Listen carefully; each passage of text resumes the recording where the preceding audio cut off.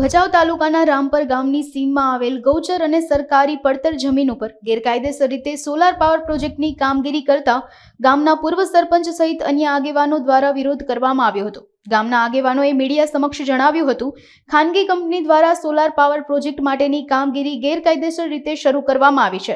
ત્યારબાદ ગામના જાગૃત નાગરિકોએ ઉચ્ચ કક્ષાએ રજૂઆત કરી તાત્કાલિક ધોરણે કામ બંધ કરવામાં આવે તેવી માંગ કરી હતી। મણકા લગધીરભાઈ કેસરભાઈ, ગામ રામપર, ભચાઉ તાલુકો, જિલ્લો કચ્છ, ભુજ। આ Avaada company Raviraj enterprise police protection માંગી અને અમારા ગામને ધાક ધમકીઓ આપે છે। અમારા જખદાડાની જમીન 400-500 એકર લઈ ગયા અને જે માલધારી આજુબાજુના ગામડા હલરા, વીજપાસર, રામપર, ગમડાઓ, આધોઈ આ એને ધાક ધમકી દઈને માલધારી અને 150 ગાયો અહીંયા ઝાંખીએ ઓકરે છે।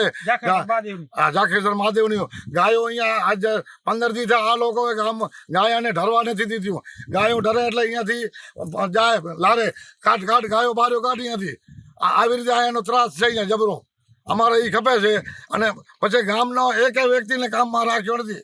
આજુબાજુના બહારેથી લઈ આવે છે અને જેટલા ખેતર બાજુમાં રહી ગયા છે એને અમે કહેવા જઈએ કે ભાઈ અમારો રસ્તો છે તો તરત પોલીસ તેડી આવી અને અમારે ધાક ધમકીઓ આપે છે કે તમે અહીંયા આવો છો નહીં ને કે તમારા ઠેકા લાલ કરી નાખશો। અમે કાંઈ પાકિસ્તાનથી તો આવ્યા નથી કે અમે જૂના અહીંયા નથી, રામપર ગામના। અમે એવો દેશ તો કોઈ ધંધો નથી કરતા કે અમે ગુનેગાર થઈ જઈએ। આવી રીતે મને ધાક ધમકીઓ થઈ અવાડા કંપની રવિરાજ એન્ટરપ્રાઇઝ અને પોલીસનો દબાણ અમારા માથે મૂકે છે। મેં આજથી 10 દી પહેલાં મેં સામખિયારી પોલીસ સ્ટેશનમાં આત્મવિલ પણ કર્યો હતો। મને 4 ટાંકા માથામાં આવ્યા છે। હું સામખિયારી દવાખાનામાં હું દાખલ હતો 24 કલાક। હું આને કટાડે આવો મને ત્રાસ આપે છે અને હજી હું આત્મવિલ પણ કરીશ। આ લોકો મને ત્રાસ દેશે। તો અમારી એ જ માંગ છે કે આ જેટલી ગૌચર જમીન દબાવી છે અમારી જખડાની જમીન છે એ અમને પરત પાછી આપે। અમે જમીનથી જોડેલા ભાજપના કાર્યકર્તા છે ને ખેડૂત છે।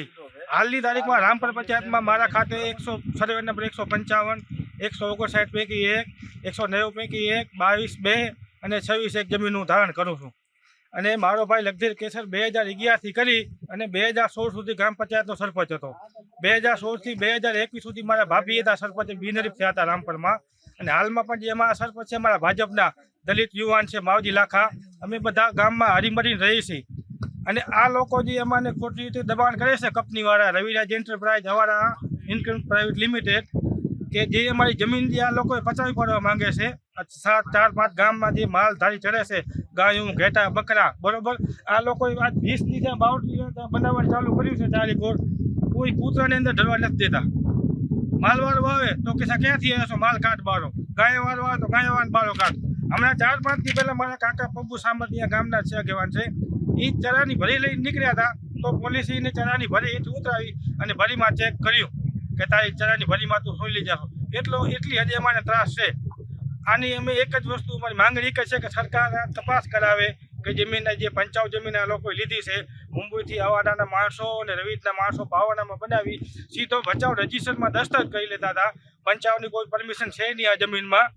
એની સરકાર તપાસ કરાવે। જો આની તપાસ નહીં કરાવે તો અમે 7-8 ગામડા આજુબાજુના માલધારી જે 500-700-1000 માણસો થઈ અને ડીસી ઓફિસમાં અમે ભૂખ હડતાલમાંથી ઉતરી જશે।